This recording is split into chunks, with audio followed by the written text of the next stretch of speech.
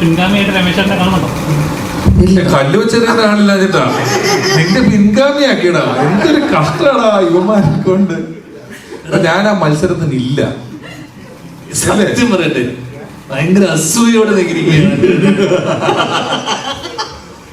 ഞാൻ ഈ മത്സരത്തിന് ഇതിത്ര ഒരു മത്സരമാണ്, ഒരു മത്സരമായിട്ടല്ല ഞാൻ വന്നത്. പ്രമോഷൻ എന്ന് പറഞ്ഞ് വന്നു കഴിഞ്ഞപ്പോഴേ ഇത് മത്സരമാക്കി ചിലർ.